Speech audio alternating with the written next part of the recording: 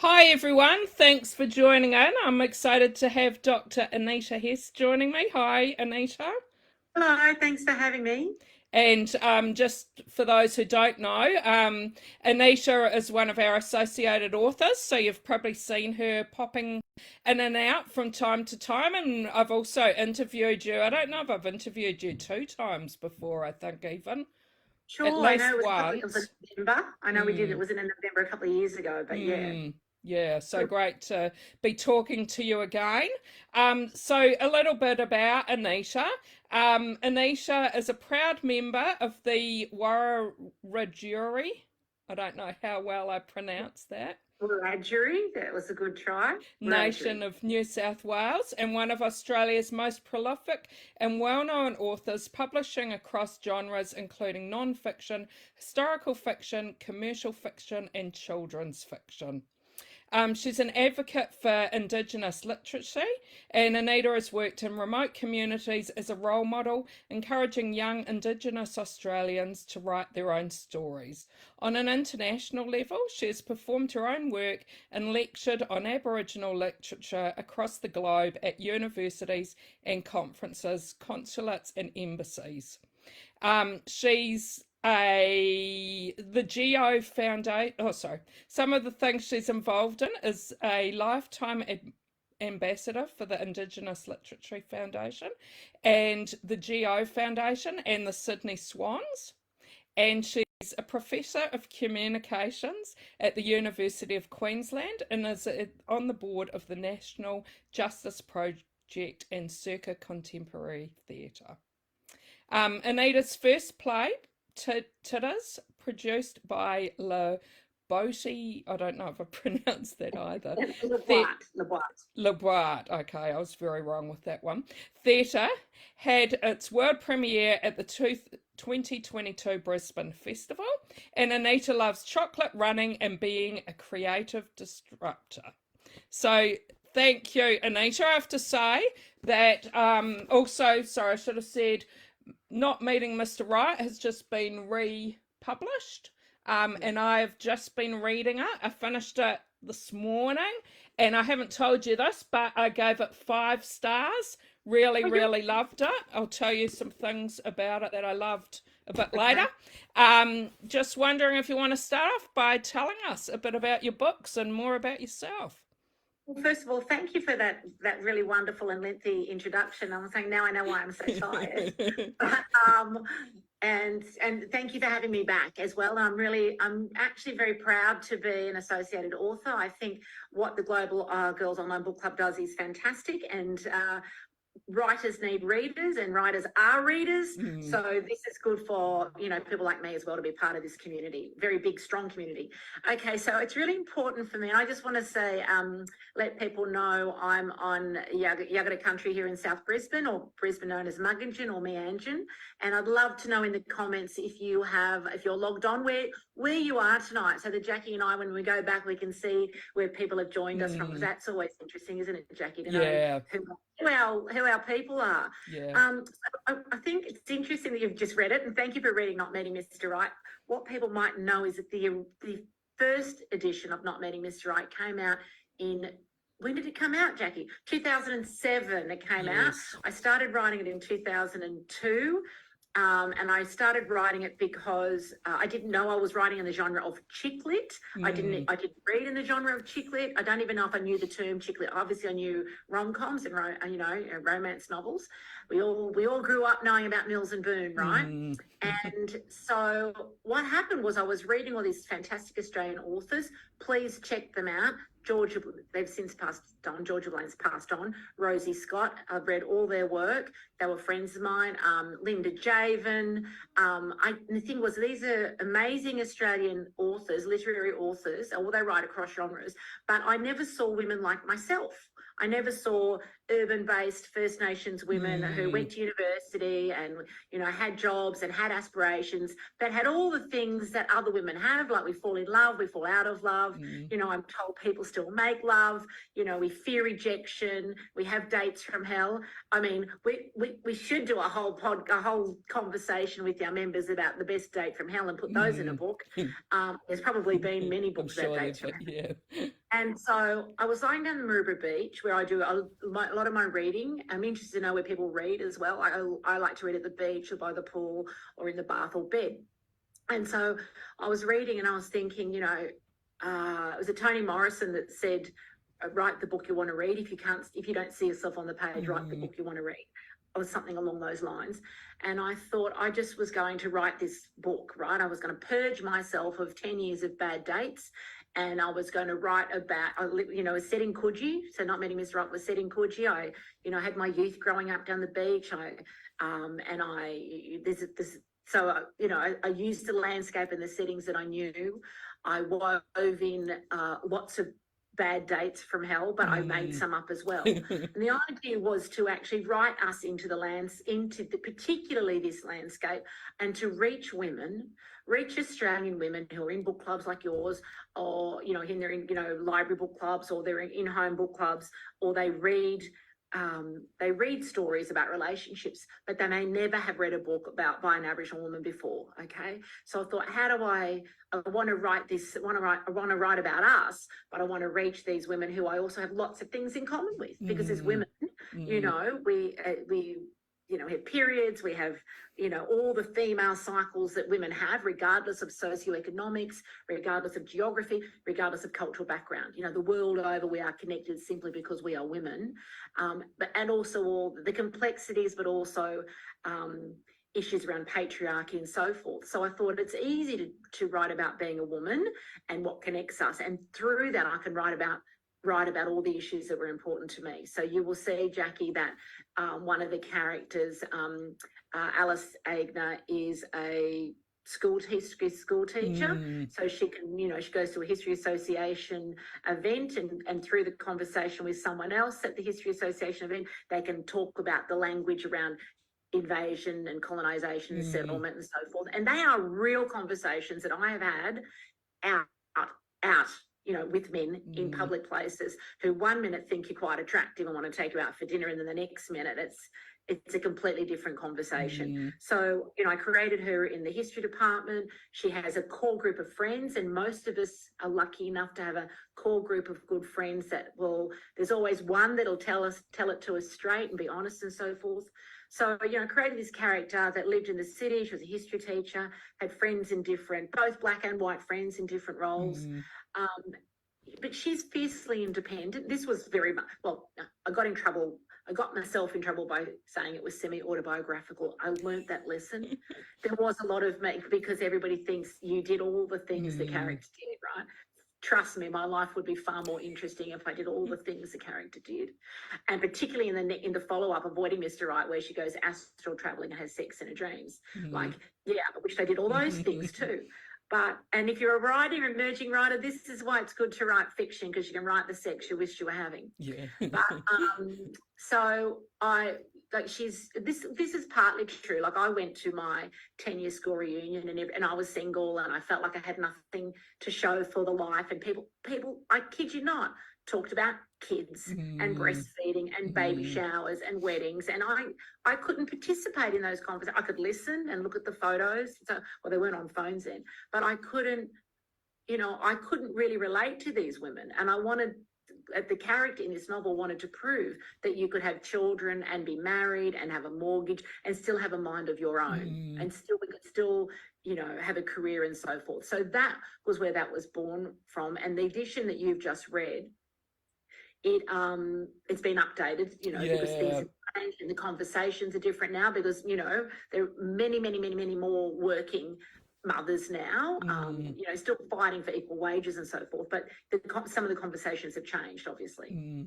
Yeah, and I was really interested about, because when I first knew they were being re-released, I thought, it was just going to be the same but putting a new cover on it. But obviously reading it, I can tell that, like, it mentions COVID and that in it as well. How much did you actually end up changing, and how did you go about it?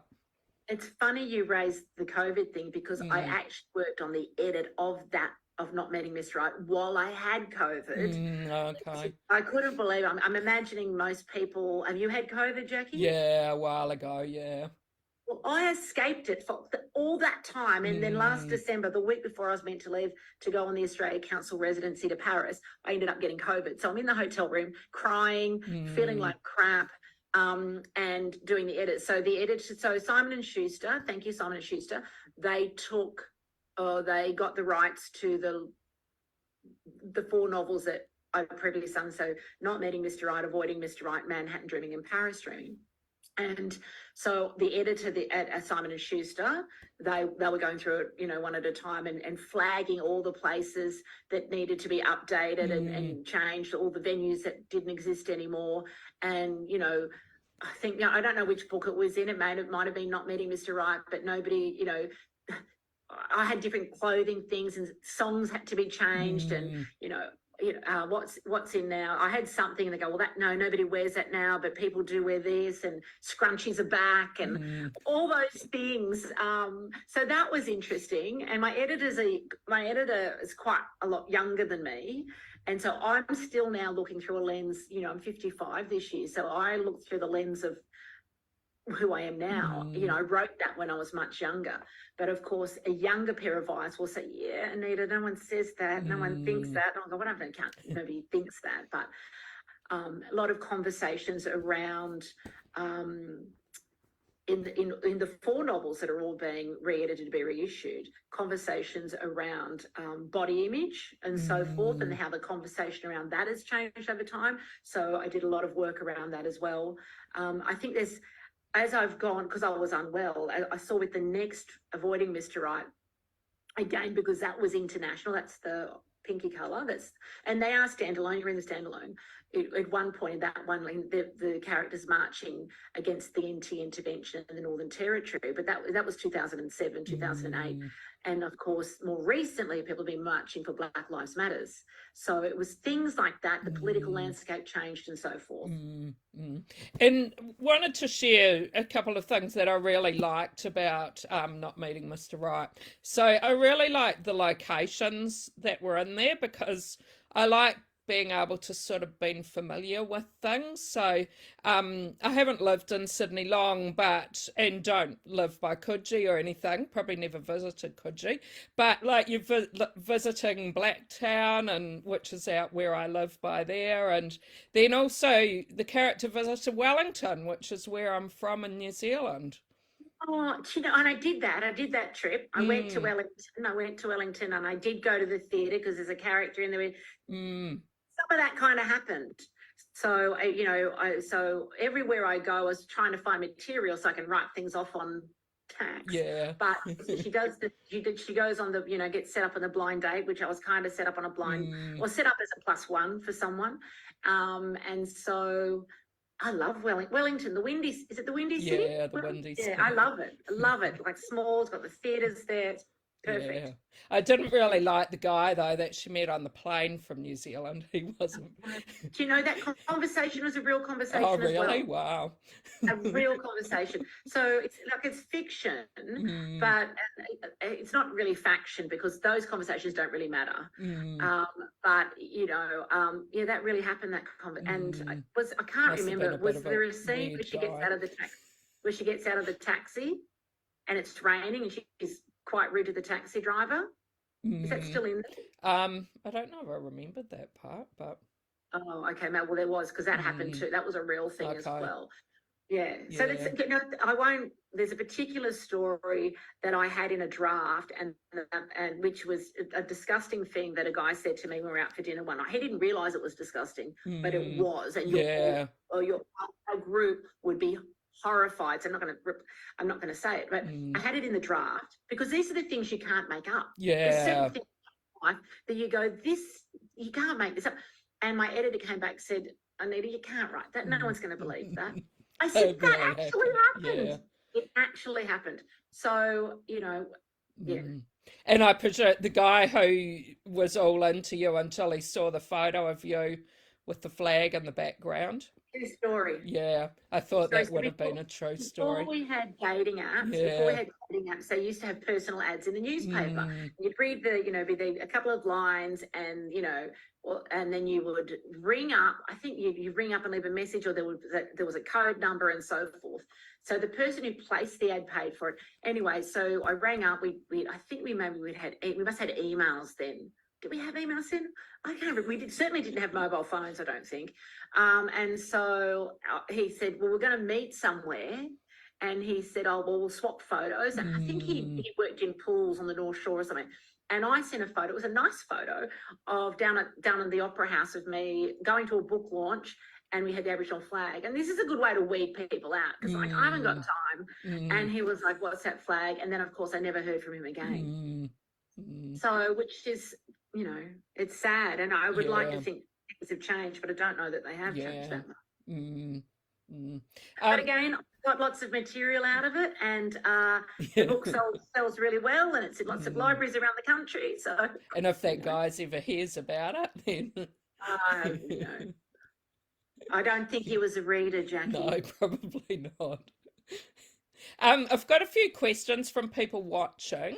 So Kelly says, who is your favourite First Nation author? Oh, Kelly, it's like saying who's your favourite child. I'm not supposed to say that.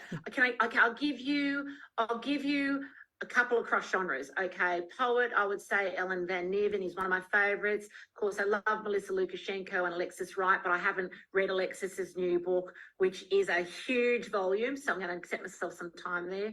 I love Samuel Wagan Watson's poetry. I've just picked up, which is one I'm going to recommend too, on the weekend, Thomas Mayo and Kerry O'Brien. They worked on this together, The Voice to Parliament, Everything You Need to Know. So I'm recommending that. And Deborah Dank just took out 4 awards at the New South Wales Premiers Awards for We Come With This Place. Oh, okay. Well, yeah. Right. I can't. I saw it. So is that out now, or it's only? It's out now. Okay. It's out now, and I think it's never happened before where one author's taken out 4 awards. And so I was at the Brisbane Writers Festival and listened. And I met Deborah years ago because she's an ambassador and she worked with the ILF at Indigenous Literacy Foundation. And so that's born out of her PhD. But talk about a storyteller. Funny, meaningful, engaging. So. I think I've just mentioned a couple of people. I was going to recommend this book too by Sasha Kutubas Sarago, and that just came out. Oh, yeah, I've heard that's really good as well. So that's a memoir. So mother's background in the beauty industry. She's Aboriginal, but her father was Black American, and just it talks about reclaiming beauty, particularly in a patriarchal society that defines what beauty is and so forth. So I'm 55 this year, and I swear I needed to read this a long time ago. So I recommend that one too.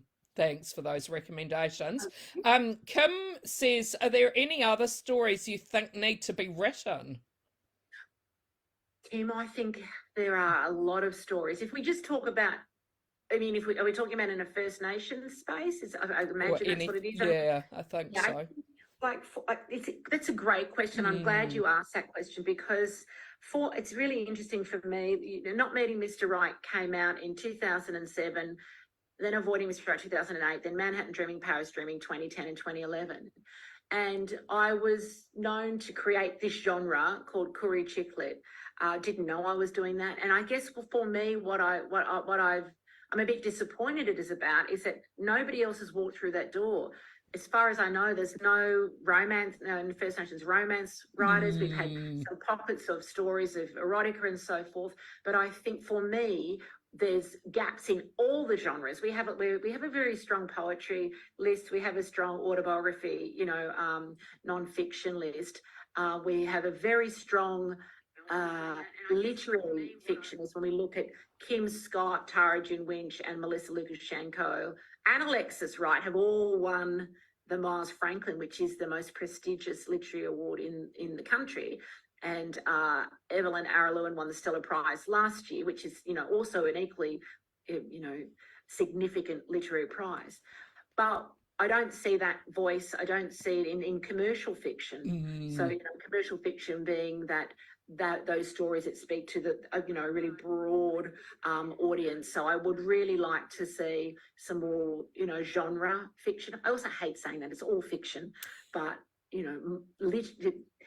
these books, chick lit and sci-fi and spec fic and so forth, they're not eligible for literary awards, and I've always had a chip on my shoulder about that, not about the awards, not about because I don't write for awards, but about this idea that there is a literary hierarchy.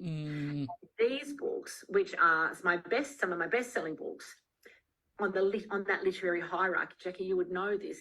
It's right down the bottom of what makes good literature, just above westerns, which nobody writes anymore.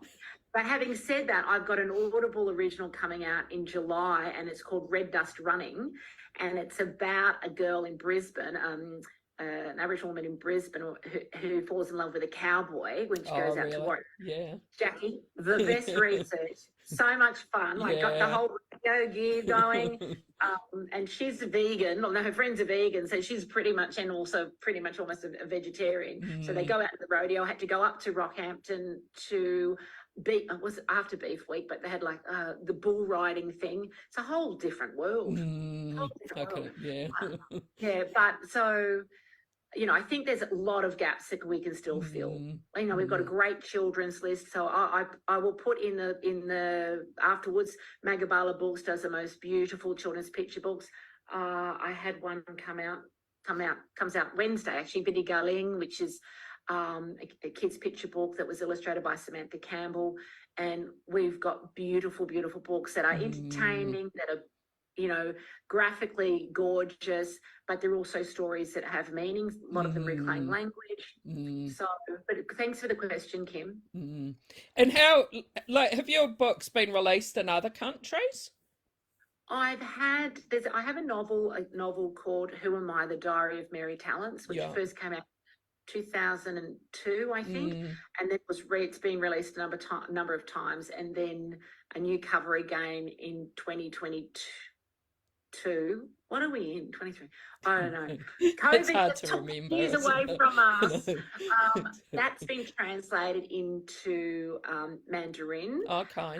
Yeah, Kevin Rudd wrote the foreword for that, which is quite an honour. It's been translated into French, but it's a kid's novel, so maybe 8 to 12-year-olds, depending on literacy. But the French, it was translated into French, and it's actually sold as an adult novel there.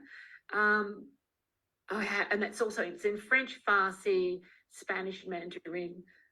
I have Am I Black Enough for You, the first edition, which came out in 2012. That was picked up by the University of Hawaii Press. There's quite a bit of stuff in there about the US as well, because I'd lectured across the US, and they have traditionally all black colleges. They have a couple of First Nations colleges and so forth. And, I got to meet Oprah. No, that's a lie. I did not meet Oprah. Edit that out. I got to go and see Oprah when she came to Australia. Yeah. But, we had this, I wanted to be Australia's Oprah when I was younger. I wanted a big A on the Harbour Bridge. But because I was inspired by her and her work and the life that she led and how she pushed, through the glass ceiling of a media being the first, female black anchor in the US. Sorry about that. Got people sending me messages here. Oh gosh, I forgot what the question was now. Oh yeah, the US. So, but I've got Simon and Schuster US looking at these books now that we're talking really? about. That would be great. Yeah.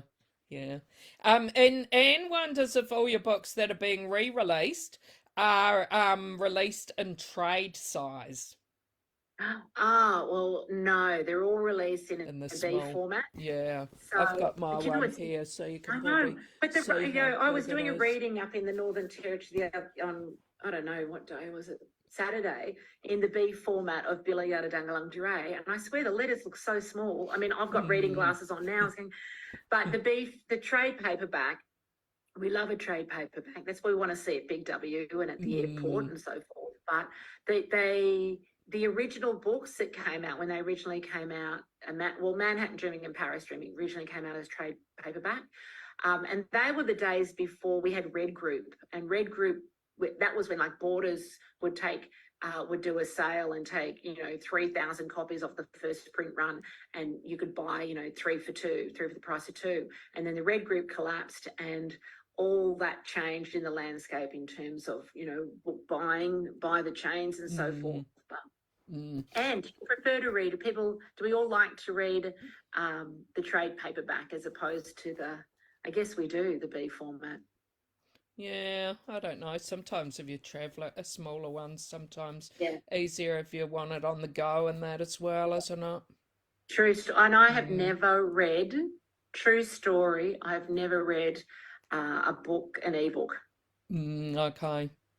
And I've never listened to an audiobook. I tried listening to That Dead Man Dance on audio when I was running, and I can't run and focus on at the same time. But I need to do it because it only takes 7 hours or 8 hours or 10 hours for an audiobook, where it takes me weeks to read. Yeah, it helps you get through more books if you've got lots of books you want, especially if you're running a lot. Yeah. Well, look, I want to. You can't see. I am surrounded by books because I just came back from the Northern Territory, and I've got 6 kilos of books in my suitcase. Oh, really? Wow. Yeah. So just to go on top of the pile that I still haven't read, the hundreds that I still haven't. You always need more books, though, don't you? Do you want to tell us a little bit more about how or when these books are being released? So, Not Meeting Mr. Right, I've got that one already. That's already, and is Avoiding Mr. Right out now? Avoiding as Mr. well? Right is out. It's out, and Jackie, we had this fun event where people were asked to come dressed as the covers. Oh, really? Yeah, so that was fun. Yeah. So some of your readers may be going to the Romance Writers Conference in August down in Sydney. Well, of course, Rachel Johns, and she's and all that. So Manhattan Dreaming will be released that week, and Paris Dreaming comes out in September. Red Dust Running comes out in July, and on Wednesday the Kids Picture Book comes out. Okay, yeah. So you certainly got a lot happening. How are you keeping up with it all? I'm taking one day at a time, Jackie. One day at a time, one foot in front of the other. And I go to bed very early. And apart from running, is there anything else you do to try and relax? Today I took a mental health day, and when I decided I was going to do that last Monday, I decided, right, next Monday, all you have to focus on is speaking to Jackie on Monday night. And I went and had a facial, and I had breakfast with a friend, and I like to exercise or go for a walk, lie by the pool with a book. That's just some quiet time, cup of tea, very easily pleased. If I can lie under a palm tree with a Mai Tai, I'll do that. That's just water. And earlier this year, was it just France you were in, or were you in a few? I was based in Paris. I was very fortunate enough to apply and win the Cité. I was in the Nancy Keys Institute, the Cité des Arts International. I've probably said that back to front. And so I had 3-month residency to work on my next epic historical novel, G'day Awada, but I actually ended up spending most of the time working on the edits of these books. And I gave myself this challenge unnecessarily to visit 59 libraries in 59 days, because Paris had 59 public libraries. But what I did was a lot of work, Jackie. I mean, it was very inspiring. It made me go to places I wouldn't go to otherwise, walk and, train and so forth. But in that trip, I also went to Brussels for a weekend and saw some amazing libraries there. I went up to London and went up the National Library there, which was also very interesting. I went to Barcelona, and I went to about 5 libraries in Barcelona. And then I went over to New York, and obviously New York Public Library, and a couple of one of my friends. Can I recommend another book as well? Because she gave me this book while I was there. She's an author called Cheryl Lilian-Tan. She wrote a novel that many of your readers may have read already. It's called Sarong Party Girls. Was on the bestseller list in Singapore forever. But she also co-edited this anthology called Anonymous Sex. Now, what's interesting about that is all these stories made my life sound very boring. So there's fiction, I don't know if there's some memoir in there, there's fantasy, there's erotica and so forth, but you don't know who the author is of each story, Oh, okay. Oh, right? So Trent Dalton's got a story in here. so it says who the Johnny, authors are, but doesn't match up who's with who. but I think that's quite genius. So then I think Yeah. the author felt completely uncensored. I don't know, because I would feel more comfortable doing it that way than another way. But then when I read these stories, I was going, I don't even think I could write one of these stories. So it's worth, I think your listeners, your viewers, your readers might be interested in that one. So Yeah, that sounds Cheryl put me super. to her favourite library, which is the New York Library Society library. It's like, I think, one of the oldest libraries in New York. And yeah, that was pretty cool too. I have to say, I loved seeing all the photos you posted of the libraries. Thank you. I mean, the thing is, because I said it out loud, because I said I was going to do it, I had to You finish had it, to, right? yeah. But because then and people were like sending me photos of their library, so then I had to. And then at the end of it, I said the Paris studios. There's 150 studios there. And so you meet most of the artists are visual artists. There was only a couple of writers there, which was interesting. And given that Paris, like every 500 metres, there's a bookshop. They revere authors. They love reading. Libraries in the middle of the day are full of people and kids and parents reading to them. It's a completely different experience to what I know here, where we're still trying to nurture all the time the value of books and the importance of books and reading and so forth. And so, I don't know where I was going with that. Sorry. But yeah, that's interesting you said though, that especially about the bookshops, because here there's so many independent bookshops that are just closing down, and yeah, so it's interesting that it's so much different. I think it is the difference there. It is part of everyday life. It is people who grow up with the arts and theatre. You can go and they have days you can go to the opera for €12. You can. So it's completely part of everyday life. Culture is. So we're too uncultured here. Well, I think what it is it's sort of like that is something you choose to do. Yeah. Choose to save your money for that. And back in the day, I don't know what it's like now, but I remember someone saying to me years ago that the French don't obsess about buying a house like we do, and they rent. And because money goes in, to live, to eat good food, and to go to the theatre, and to buy books, and kids are taught at a very young age the value of literature. No, that's really interesting. And could you share with the people watching, if they want to come and visit you in any events you've got, what sort of things have you got going on that people can come and see you? Oh, well, if you're in Brisbane, please come along to Avid Reader. I'll put a link in there as well. Yeah. Please come along to Avid Reader on July 14. We're going to launch Red Dust Dreaming, even Red Dust Running, even though it's an audio book. Come in, get your denim on, get your denim and fringes on. We're doing the rodeo look, but it's a fundraiser for the ILF. And Dresden, who do my glasses, they've just donated a $500 voucher to give away. Audible have donated to 12-month memberships for the raffle and everything, but we'll just have lots of fun. I will be in Griffith and Gundagai, in Tumut and Wagga in June and the beginning of July. So if you're in regional New South Wales, I'd love to see you there. I will put that in the group as well. And I can't even think beyond that right now. And are you at the Romance Writers? Can't wait for the Romance Writers, because everyone gets to have like sparkly night. I think Friday night's glitter night and Saturday night's the dinner, and I've only got one event. I'm just going to hang out and see everybody. I can't wait. Yeah. No, sounds great. Well, thanks so much for chatting with me. It's been great talking to you. I hope one day I do get to meet you in person somewhere. Mate, were you going to RWA? I'll have to have a look. I haven't thought about it too much, but it does sound amazing. Yeah, well, let's do that. Yeah. Let's meet there. I love that. Thank you, everybody. Okay, thanks. And thanks everyone who joined in. Bye. Bye.